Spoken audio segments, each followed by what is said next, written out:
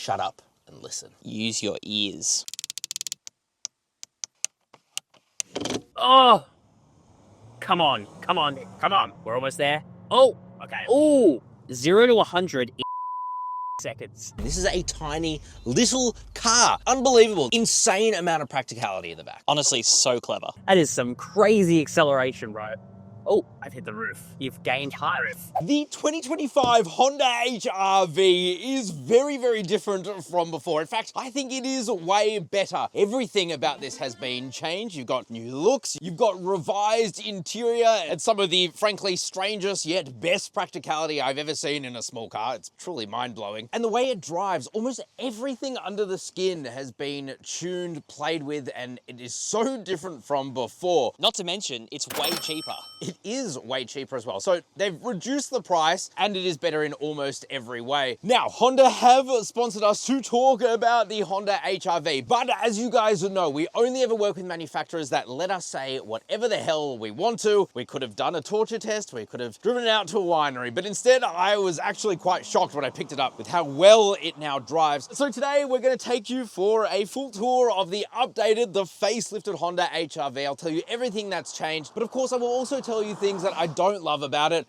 because we're honest. Yeah. Yeah, we're not going to lead you astray. So let's get into it. Let's do it. Okay, first things first, let's talk about price. So they have dropped the price, like I said. And not only that, they've added a new hybrid variant, which is definitely what this thing needed. We didn't release the review we did of the pre-facelift, but in that we said it's a great car, but it's just a bit too expensive. However, now with the price drop and the fact that we have this one here, the new X trim, the whole range starts off at $34,990. That is for the petrol variant. Then if you want a hybrid, you spend $5,000 more, $39,900 drive away. All these prices drive away. And then if you want to go for the top of the range, the EHEV L, you're going to be spending $42,900 drive away, which means that yes, across the range, you've had a price drop and yeah, you get this new variant here as well, which I think is actually relatively sharply priced, especially considering you get a lot and you also get quite a lot more now. You also get a new botanical green. Ooh, I do like this green. It's very in vogue at the moment. People really like green. I do like green too. And of course, if you want to learn everything you get by spec, just Google CarSauce Honda HR-V and you can learn exactly what you get by grade. But I'll tell you about a lot of it now. You get these really nice new adaptive LED headlights. They do come with these nice daytime running lights here. They are very bright LEDs now as well. And you get sequential indicators, which is always a bougie touch. You get a new front end. So this grille has actually been widened. It looks a bit more minimalist. It's very similar to before, but I think it actually looks a bit better. I agree. And here they've removed some of the really sharp cuts and creases. They just made it a little bit more streamlined. Also here you get a new blacked out strip. You get the Honda badge with blue signifying electricity. Don't touch it. Uh-oh. Zap. Got zapped. And then down the bottom, you get a nice little bumper. With some LED fog lights. You do, and they're also turning lights. Turning lights, that's the word I was looking for. Let's check out the side. Let's do it. One of my favorite things about HR-V and also just this whole segment is that it's so easy to live with because they're small. 4.34 meters long. It's not too big, but it still doesn't feel too small either. It feels like a little less human. Especially when you get on the inside. Wait till you see what this thing can put in itself. You get these nice 18-inch alloy wheels. Got a cool design to them. Also wrapped, importantly, in good tires. Every manufacturer these days really cheaps out on tires, and that can genuinely just completely ruin a car. Tires are literally the only thing in contact with the ground in a car. So important. So I'm glad they put on Michelin Primacy for tires. And as you'll see, this is one of the weirdly best performing cars up Saucy Corner, despite being a little hybrid SUV. I like these blacked out Cladding. cladding. Wheel arch cladding. Exactly right. You do have keyless entry and go. You've also got very tinted privacy glass. You'll see that the window is very long, but kind of an optical illusion because it is quite narrow there. And also you have a C-pillar door handle, which I quite like, but if you've got little kids, They might find it weird. might be a little harder to open, but I mean, first world problems. And you have a very swoopy, coopy design. It does look very good. That, again, is very in vogue. So combined with the green, you are a fashionista. It's a very fashionable car. Very fashionable. Let's check out the bum. Let's do it. Bro, this is my favorite angle. Yeah, I think it's my favorite angle too. You do get revised tail lights here at the back. They're LED all across the range, including the turning signal, and you'll see that it's got a long light bar there. I think it looks pretty special. I'm just happy that you didn't have to yell at the turning signals at the rear for once. Honestly, it seems like any car under $40,000 $2,000, they're just gonna put halogen bulbs, which I hate because it's such a cheap, small thing, and it's a little attention to detail that I pick up on, and it's awesome here. Anyway, EHEV badge there, of course, that means this is the hybrid. You have the HRV badge there as well. Again, Honda, got electrocuted. And then down the bottom, you have a nice little bumper there as well. With the skinniest little exhaust I've ever seen. Don't look, all right? Some of us aren't endowed. Check this out. No power tailgate here on the X. You do get it on the L. Now, you might not give a about boot space, but let me tell you, this is actually one of the coolest boots, and I'll show you why. So first of all, you get this little cargo cover here, and when you drop it down, it's nice, flat, seamless, it's good, it's out of the way all the time. I like that. Here you get 303 liters of boot space. It's not the most. It does have quite a wide aperture and quite a tall, but because of the coupé design, it kind of cuts in there. Still, you can get in a large suitcase and a medium one in there if you wanted to as well. You've got little storage areas to the side. You have this pretty large storage area here, and then under here is where your little hybrid battery lives. Oh, little. It's a little boy. Teeny weeny. This is my favorite part though. So this thing has Honda's magic seats. We've spoken about this in cars before. You get a flat loading area. There's always a little hump. These literally fold flat and they do something even wilder. Something you wouldn't even believe. And we'll show you that when we look at the back. But check this out. You drop these seats down. Dude, that is magic. That is unbelievable. So even me at a really tall, not really, but 5'11", I can lie back there comfortably. You could go camping with your HRV. Literally go camping. Fully flat as well, so you get a mattress in there. That's awesome. It's really, really cool. And it also expands to 1,274 liters of boot space, which is an enormous amount, especially for such a small car. And again, wait till you see what you can do in the back. And I don't mean like that. Let's check out the interior. Let's do it. Alrighty, guys. First things first, we're gonna have a bit of an ASMR session, so shut up and listen. Use your ears.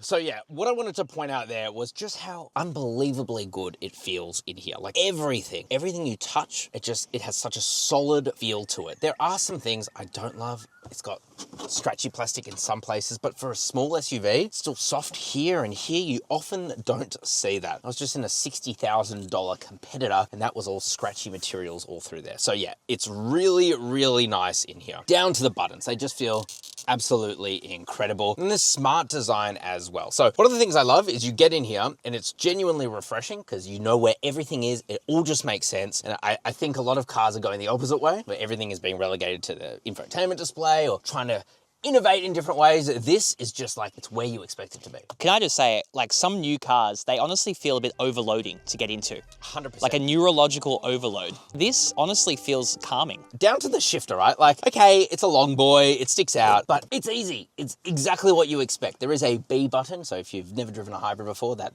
means either brake or battery. And Jacob and I will have a dispute about this later. I think it means battery. Yeah, well, Jacob, we don't need to have another domestic, okay? Anyway. I'll break you.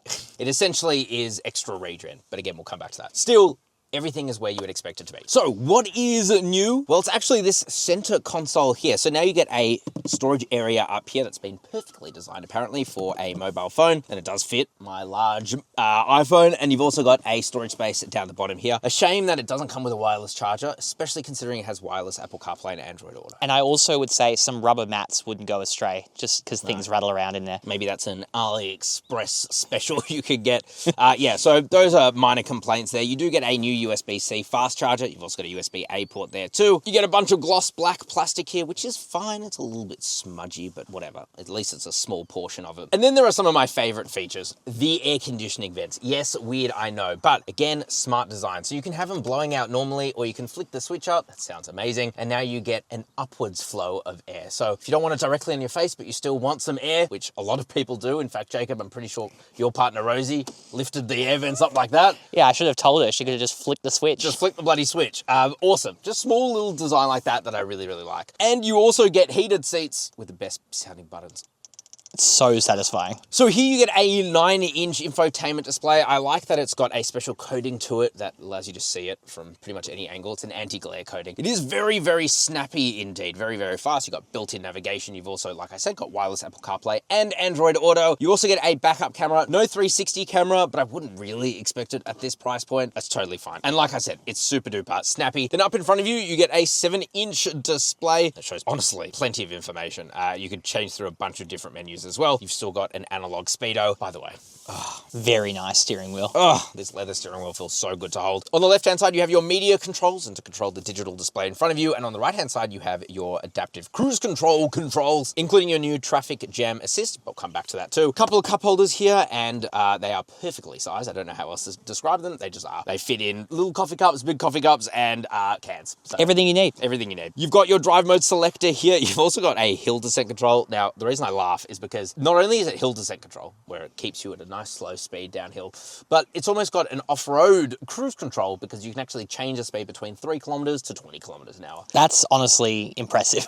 Impressive, completely unnecessary for a front-wheel drive hybrid car like this, but hey, at least you get it, I guess. Now, in terms of comfort, the Magic seats, they extend up the front. Now, to be fair, there is no adjustable lumbar support, and across the range, it is manually adjusting seats. However, they are incredibly well bolstered. They do have good lumbar support from factory, which is good, and you can adjust them in pretty much any way you want. Plus, the design of them is fantastic. So, being cloth, it's just really good for temperature regulation. And then the faux leather, it just feels a bit premium, a bit nice. So it's nice leather on your arms and then fabric on your back. That's what you want. It's exactly what you want. I'm very happy with it, to be honest. Here you have a nice soft center armrest with enough storage in here. This glove box is absolutely ginormous, and you've also got relatively small door bins, but enough to fit a can in there, and if you really squeeze a 1.25 litre bottle. And then you've got a weirdly large storage area to the right of the driver. So for such a small car, it feels really complete, and that's why I have loved driving this. 10 out of 10 for practicality. Yeah, seriously, really well done. Let's check out the back seats. Let's do it. Okay, so the magic continues in the back seat, and this is what I wanted to show you guys earlier. So you lift up the seat, lock that in. That is now up. Do the same. Literally could do it one-handed. Now you have an enormous amount of room in here. So much so, I can literally walk straight through. Again, this is a tiny little car. Unbelievable. This is something you would only see in like large trucks. I'm talking F-150, Ram, TRX, the Chevy Silverado. Like insane amount of practicality in the back. Honestly, so clever. And then check this out. So again, very easy to drop. You could do it one hand. That's all locked in, we're all safe. Check this out. I'm 5'11", like I said, and this is my seating position. Look how much room I have. It is stupid. It's honestly insane how they can fit this in this car. The tow room as well is pretty fantastic. Headroom is also very good. Now, the big thing to point out with the Honda HR-V is that it is actually a 4-seater here in Australia. So the reason behind that is we have what's called ADR, or Australian Design Rules, and every car that's brought into Australia and sold has to be compliant with those laws. One of those laws is that you have to have a top tether point on the back of the seat for every single seat. This is Australia specific. No other country really does this. And so as a result, Honda have elected to not go through and redesign the back seats, which as you can see are already heavily engineered, because to do so just for Australia wouldn't make sense. So they've brought this in as a 4-seater, whereas in other markets you can get it as a 5-seater. The good news for you is, or at least the person who would otherwise be sitting in the middle seat, is that you now have a little bit of space, because frankly, this area in the center is so narrow, I reckon it would go right between my cheeks. You know? Yeah, you wouldn't want to sit there for long. No, not at all. Even a small child, you'd have to be tiny to fit back here. There's no way you could get 3 child seats back here. And there is certainly no way that anyone who would be small enough to sit in here wouldn't have to sit in a child seat anyway. So yeah, it's a 4-seater. Most people probably just like the idea that they can carry 5 people as opposed to actually doing it. Good luck doing it in any car really of this size. Just like the front though, the seats are very, very nice and comfortable. You've got plenty of leg support as well. And there are some really smart features here too. So weirdly, only the top trim gets air vents in the back. I think that's a bit of a miss. I think that could really come across the whole range. Same as the dual USB-C ports. You just got a little blank area here. You get a large storage area in both of those places though instead. This is scratchy, but this is all nice and soft, which you often don't see at this price point. And you do get a little storage area here to put a A can, which is fantastic, actually. You've got dual map pockets, so normal map pocket and then a little phone holder there too. And you've got a nice soft center armrest with a couple of cup holders, so far more practical than having 3 people in the back here anyway, I think. And also up here, you have touch-sensitive lights, which is cool. Very clever. I think the back seats are almost perfect. Honestly, yeah, I totally agree. If you wanted to have 5 people in this car, I think it would be a real stretch. You could not get 5 adults. And yeah, children who would physically be able to fit into this seat should probably be in a booster seat at least anyway. So yeah, you're not missing out on anything. True that. All right, let's launch it. Let's do it. Alrighty, Daddy Jacob, it's time to launch the Honda HR-V. You are going to fist me. Let's do this. That felt good. Let's put the car into sport mode. Gonna brake boost it, build up power. Oh, it wants to go. Here we go. Oh, come on. It's like it has an unofficial launch control. It's got an unofficial VTEC too. Come on, come on. We're almost there. Oh, okay. Oh, what do we get? We got 0 to 100 in 9.99 seconds. You know what? I like the fact that it's 9.99. It sounds like a German saying no a lot. 999. All right, let's drive it normally. Alrighty, friend. Friend O. That is some crazy acceleration, bro. Oh, I've hit the roof. You've gained height. That's what I'm about. What's powering the Honda HR-V and why it actually is way better than before, honestly. So it was fine before. In fact, we reviewed it before, like we said, but never released that video just because this was coming out, so it was the point. So powering this thing is a 1.5 litre naturally aspirated 4-cylinder petrol engine. But the thing about it is it's not alone. No, is it? It's a match. It's got a couple of electric motors. It's a thruple. One is powering the front wheels, so the electric motor. The other is more of a generator than a motor, but anyway, it is an electric motor and that essentially charges up the battery. What's that? What's the power apple, baby? You don't remember the number. It's 96 kilowatts, baby, and 253 newton meters of torque. It's a fine amount of power, but a lot of torque. Decent torque. Put the car into sport mode. Oh, give it some sauce. Ooh. You can hear the generator-like quality of that engine sound. So this thing has an ECVT, an electronic continuously variable transmission. It's not really a CVT, it uses planetary gear send. But anyway, regardless, it's essentially, it acts like a CVT. The main thing, I think, the main takeaway is it kind of isn't noticeable, especially with the new PCU, but I'll let you explain that. Okay, so there are lots of changes. So literally every part of this drivetrain has actually been changed. So first thing you notice immediately is the ride comfort quality. So they say a very vague term. They say it rides better, improved handling.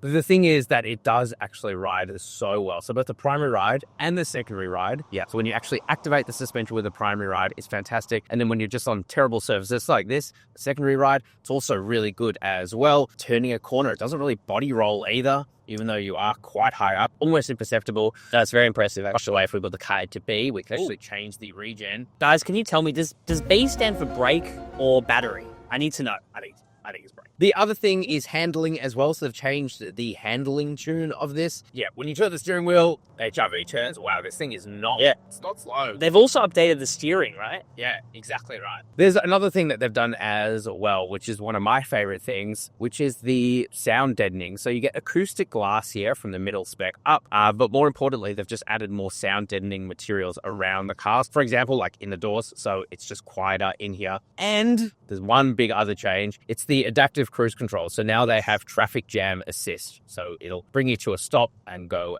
as well. So a lot of like little nips and tucks, which actually add up to be something quite significantly different, which I wasn't expecting. 100%. And honestly, this would probably be my pick of the bunch in terms of the model range. I just think you get so much extra inclusions, plus the hybrid for only like $3,000 more. Oh, here we are. Saucy corner. Saucy bloody corner. Oh, look, our battery's like full. All right, you're going to tickle my little pickle? Let's go. Let's use all that battery. Oh, and probably fuel economy. Come on. So, yeah, it's also got a new PCU or power control unit. So it'll actually try and stay in electric only mode a little bit longer from takeoff. Wow. Nice tires. Very good tires. Okay, I wasn't expecting that. Oh my God. Turn in numero uno. It was like almost no understeer. A little bit. That was really almost no understeer. You could see we used up most of the battery there. A new PCU, power control unit. So yeah, so now it just has a better shift between EV only mode and then the engine coming on. And obviously we could change it into, for example, normal or eco, which it prioritizes battery. Econ, bro. Econ really prioritizes or dulls the throttle response. But I think a huge part of the new PCU as well is they want to make the engine a bit quieter when it comes to operating the hybrid powertrain. I think it gives it a more refined feel. You can definitely notice the engine when you do floor it, but when you're just driving around like this, like right now the engine is on and it is charging the battery. I cannot hear it. No, it sounds like an EV. The other thing is fuel economy. So yeah, look, I'm not going to say that this is the most fuel efficient in the class. It is still very good. So around town, you're going to be getting about 4.4 to 4.6 liters per 100 kilometers, what we've been seeing. On the highway, you're going to be getting about 5 liters per 100 kilometers, just because hybrids are better in that slower speed where they can use more battery regen and use more of the electric motor. But still, it's very good. And I think the trade-off is that you still get a decent amount of power, but more specifically torque. So they've obviously tuned it to have a little bit more performance than purely the efficiency. 100%. So yeah, I got to say, overall, it honestly drives way better than I expected. 100%. For me, the biggest takeaway is like it feels way more premium in here because of the acoustic treatment. As soon as I got in here, I was like, am I wearing noise cancelling headphones? Genuinely. It's quite quiet. It Yeah. helps that they put on good tires. Because Yeah. a lot of manufacturers don't, and when they don't, they hear it. Ruins not only the ride quality, but also the sound quality. Yeah. It's so loud. Michelin's are good. All right. Let's get into our final thoughts. Let's do it. Alrighty guys, final thoughts on the updated Honda HR-V. Should you go out and buy one? Honestly, like this thing, it's one of those cars that you get into and it's very hard to fault. Yes, there are some small things like why doesn't it have a wireless charger? And if you need to sit 5 people in this car regularly, not the car for you because it can't. But what I can say is that versus before, it is almost night and day difference. Despite sharing the same engine and drivetrain as before, really all of those changes when they come together, it makes this thing a better driving vehicle in almost every way. I love the interior. The back seats are extremely practical, like unreal. Dude, this thing is so fit for purpose. Yeah, and you get into it and you just know where everything is. It feels really high quality and it's one of those products that's just gonna last forever. It's a bloody Honda. But let us know what you guys think down in the comment section below. What do you think of the Honda HR-V? Do you think they have changed it enough with this facelift? I think so. And also, you're happy with the price drop. That's pretty awesome. And of course, if you want to buy one of these, you can't buy it through us, CarSauce Buy, but you can buy it straight from the Honda website. So I'll link that down below. Anyway, guys, ciao for now. Bye-bye.